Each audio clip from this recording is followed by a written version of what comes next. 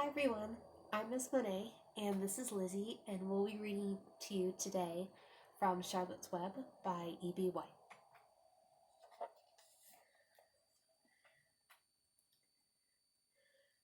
For the first few days of his life, Wilbur was allowed to live in a box near the stove in the kitchen. Then, when Mrs. Abel complained, he was moved to a bigger box in the woodshed. At 2 weeks of age, he was moved outdoors. It was apple blossom time, and the days were getting warmer. Mr. Abel fixed a small yard specially for Wilbur under an apple tree, and gave him a large wooden box full of straw, with a doorway cut in it so he could walk in and out as he pleased. "Won't he be cold at night?" asked Fern. "No," said her father. "You watch and see what he does."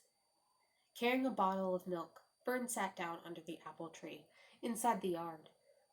Wilbur ran to her, and she held the bottle for him while he supped. When he had finished the last drop, he grunted and walked sleepily into the box. Fern peered through the door. Wilbur was poking the straw with his snout. In a short time he had dug a tunnel in the straw. He crawled into the tunnel and disappeared from sight, completely covered with straw. Fern was enchanted. It relieved her mind to know that her baby would sleep covered up and would stay warm.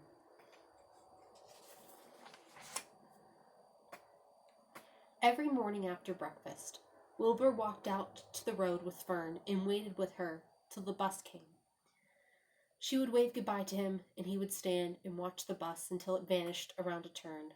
While Fern was in school, Wilbur was shut up inside his yard, but as soon as she got home in the afternoon, she would take him out, and he would follow her around the place. If she went into the house, Wilbur went too.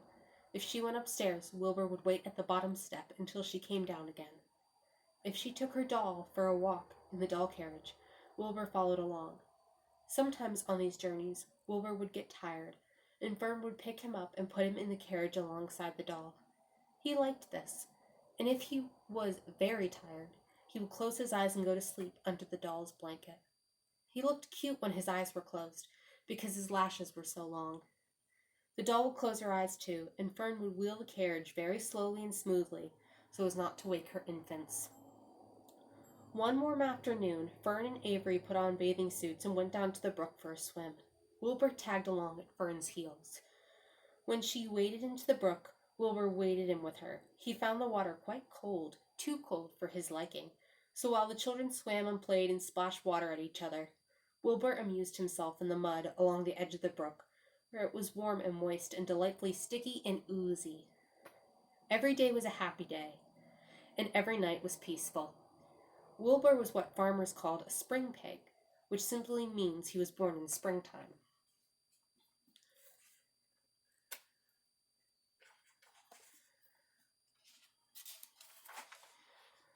When he was 5 weeks old, Mr. Abel said he was now big enough to sell and would have to be sold. Fern broke down and wept, but her father was firm about it. Wilbur's appetite had increased. He was beginning to eat scraps of food in addition to milk.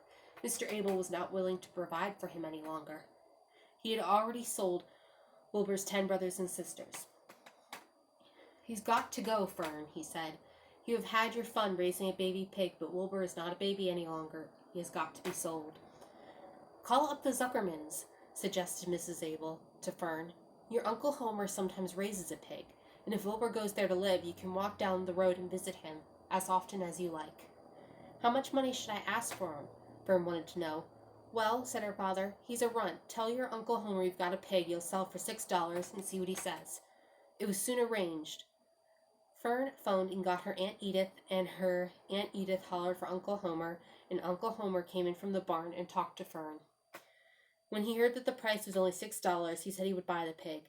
Next day, Wilbur was taken from his home under the apple tree and went to live in a manure pile in the cellar of Zuckerman's barn. Chapter 3. Escape. The barn was very large. It was very old. It smelled of hay and it smelled of manure. It smelled of the perspiration of tired horses and the wonderful sweet breath of patient cows. It often had a sort of peaceful smell, as though nothing bad could happen ever again in the world. It smelled of grain and the harness dressing and of axle grease and of rubber boots and of new rope.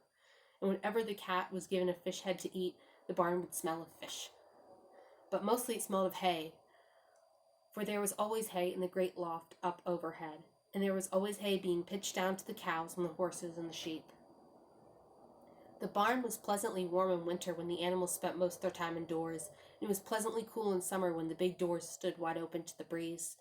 The barn had stalls on the main floor for the work horses, tie-ups on the main floor for the cows, a sheepfold down below for the sheep, a pig pen down below for Wilbur,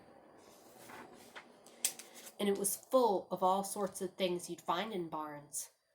Ladders, grindstones, pitchforks, monkey wrenches, lawn mowers, snow shovels, axe handles, milk pails, water buckets, empty grain sacks, and rusty rat traps. It was the kind of barn that swallows like to build their nests in. It was the kind of barn that children like to play in, and the whole thing was owned by Fern's uncle, Mr. Homer L. Zuckerman. Wilbur's new home was in the lower part of the barn, directly underneath the cows. Mr. Zuckerman knew that a manure pile is a good place to keep young pigs.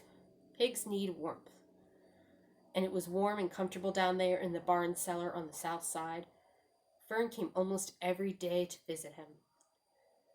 She found an old milking stool that had been discarded, and she placed the stool in the sheepfold next to Wilbur's pen. Here she sat quietly during the long afternoons, thinking and listening and watching Wilbur. The sheep soon got to know her and trust her. So did the geese who lived with the sheep. All the animals trusted her. She was so quiet and friendly. If you're interested in this book, Charlotte's Web by E.B. White, feel free to continue reading. Have a good day, you guys.